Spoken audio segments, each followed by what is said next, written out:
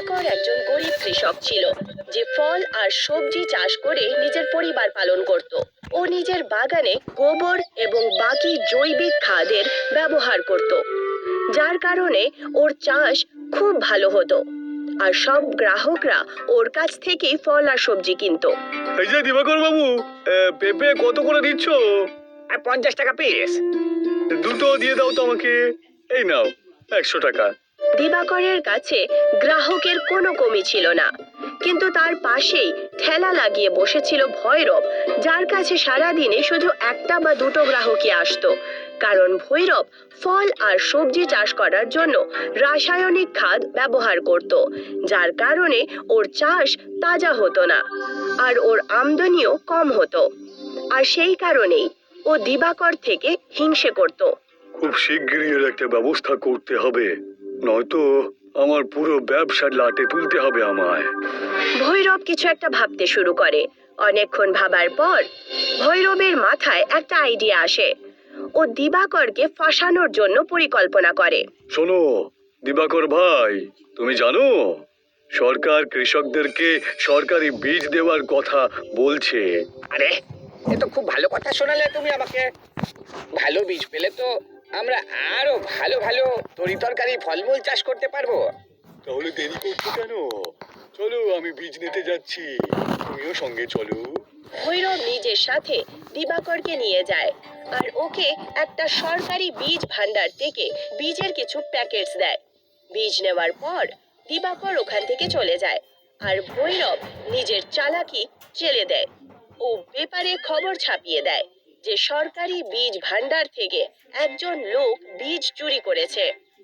ভৈরব ওই পেপারটা নিয়ে দিবাকরের কাছে পৌঁছায়। দেখো দিবাকর ভাই, কেউ নাকি সরকারি বীজ ভান্ডারের ভেতর থেকে বীজ চুরি করেছে, আর তোমার কাছেও বীজের কয়েকটা প্যাকেট রয়েছে। সেই জন্য পুলিশ কিন্তু তোমায় ধরতে পারে। কিন্তু এই বীজের প্যাকেটগুলো তো তুমি আমাকে দিয়েছো। হ্যাঁ, আমি দিয়েছিলাম, কিন্তু সে কথাটা পুলিশ তো জানে না যে কে কে বীজ পেয়েছে আর কে চুরি করেছে।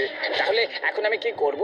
যতদিন না পর্যন্ত এই কেসটা ঠান্ডা না হচ্ছে, তুমি এখান থেকে অনেক দূরে চলে যাও।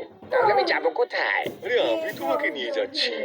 ভৈরব দিবাকরকে নিয়ে একটা ঘন জঙ্গলে নিয়ে যায়, যেখানে একটা ইংরেজদের সময়ের জেল বানানো ছিল।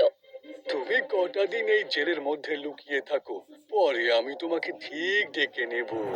তোমাকে অসংখ্য ধন্যবাদ জানাই দাদা, তুমি আমাকে একটা বড় বিপদ থেকে রক্ষা করলে গো। ভৈরব ওখান থেকে চলে যায় আর দিবাকর জেলের ভেতরে একটা কাল কোঠরিতে লুকিয়ে থাকতে শুরু করে। যাক, ভালো হলো বেটা, দিবাকরকে এখান থেকে তাড়াতে পেরেছি আমি। এবার গ্রামবাসীদের কাছে তরি তরকারি আর ফল কেনা ছাড়া আর কোনো উপায় থাকবে না। আর ভৈরব খুব বেশি দামে ফল আর সবজি বিক্রি করতে লাগে। এই যে দাদা, আলু কত কিলো? 100 টাকা কিলো। কিন্তু এই যে অনেক দাম বলছো, আমি তো এই দামে বিক্রি করি। যদি নিতে না চাও তাহলে যাও গিয়ে শহর থেকে কিনে আনো। গ্রাহকদেরকে কোনো উপায় না থেকে ভৈরবের কাছে সবজি কিনতে হতো। দিবাকরের না হওয়ার ভৈরব পুরোপুরিভাবে লাভ ওঠাতে শুরু করে। তার মাঝখানেই কিছু চোর শহরের একটা বড় জুয়েলারি শপ থেকে সোনা চুরি করে শহর থেকে দূরে জঙ্গলের দিকে আসে। জঙ্গলে হাঁটতে হাঁটতে ওরা ওই পুরনো জেল দেখতে পায়। সব লোকেরা এসে ওই জেলের কাছে পৌঁছায়। এই সোনাগুলোকে কি করে লুকাবো? আরে, একটা নতুন রাস্তা খুঁজে বের করতে হবে।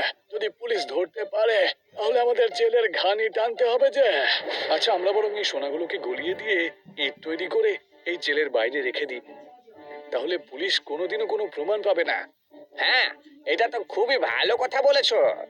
এমনিতে তুমি চোর হলেও তোমার বুদ্ধি দেখছি একদম পুলিশের লোকেদের থেকেও বেশি।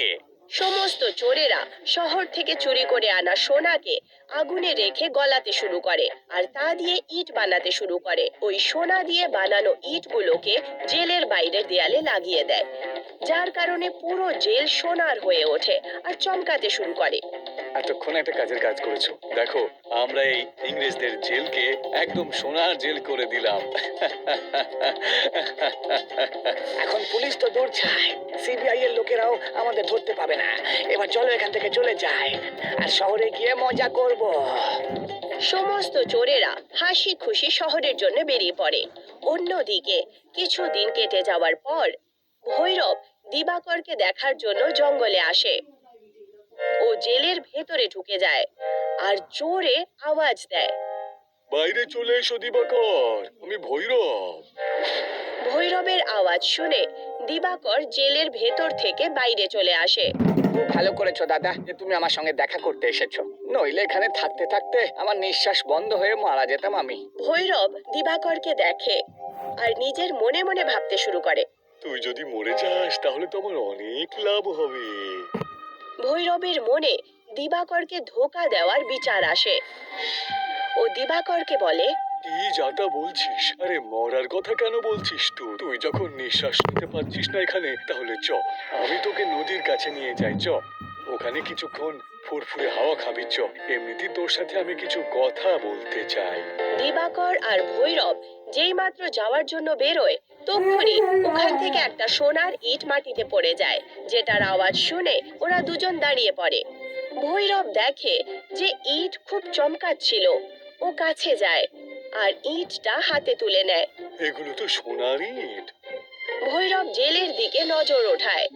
তখনও দেখতে পায় যে পুরো জেল সোনার ইট দিয়ে তৈরি। এটা দেখে ভৈরব খুব খুশি হয়। ওকে খুশি দেখে দিবাকর ওকে জিজ্ঞাসা করে।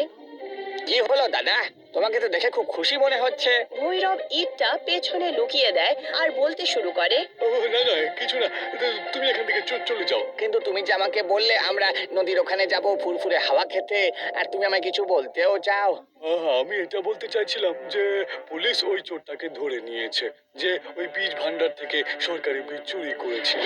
এখন আর তোমার কোনো ক্ষতি হবে না। যাও, তুমি এখন তোমার বাড়ি যেতে পারো। আরে এই কথা বলে তুমি আমাকে খুশি করে দিলে, চলো এবার বাড়ি যাই। না, তুমি যাও, আমার একটু কাজ আছে, আমি পরে আসবো। যাও যাও, তুমি যাও। ঠিক আছে, তুমি তোমার কাজটা শেষ করে এসো, আমি এখন যাই তাহলে। দিবাকর হাসি খুশি নিজের বাড়ির জন্য বেরিয়ে পড়ে। অন্যদিকে সোনার ইট দিয়ে তৈরি জেল দেখে ভৈরব খুশির চোটে পাগল হয়ে গেছিল। আমার তো দেখছি লটারি লেগে গেছে। কোথায় আমাকে 50 টাকা দিয়ে সবজি বিক্রি করতে হতো, আর এখন আমি কোটি টাকার সোনা আমি হাতে পেয়েছি। ভৈরব জেলের দেয়ালে লাগানো সোনার ইটগুলোকে খুলতে শুরু করে দেয় আর পাশে পড়ে থাকা একটা ব্যাগে সোনার ইট ভরতে লাগে। তক্ষুনি শহর থেকে সমস্ত চোর আবার চলে আসে। আচ্ছা খোকা, তাহলে সোনাগুলো কি তোমার জন্য চুরি করেছে আমরা? কে তুমি? আমাদের জিনিস চুরি করে এখন আমাদেরকে জিজ্ঞাসা করছো যে আমরা কে? এই সোনা আমার, এগুলোকে আমি আগে দেখেছি। কিন্তু এগুলো যে আমরা প্রথমে নিয়ে এসেছিলাম এখানে।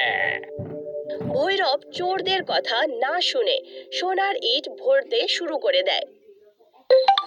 এইভাবে কথা শুনবে নাও, ওর হাত পা ভেঙে দিই, চলো আমরা। তিনজন চোর মিলে ভৈরবকে মারতে শুরু করে।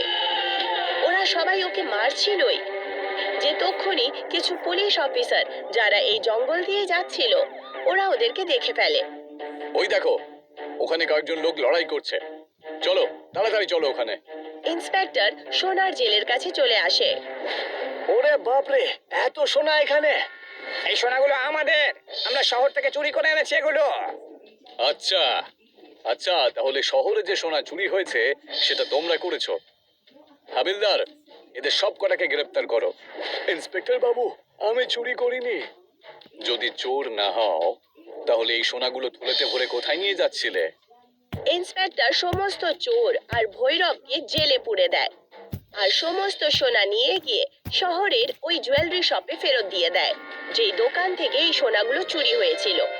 অন্যদিকে দিবাকর পরিশ্রম করে নিজের ক্ষেতে আবার ফল আর সবজি চাষ করে আর নিজের জীবন হাসি খুশি কাটাতে শুরু করে। যোগী আর নিতুর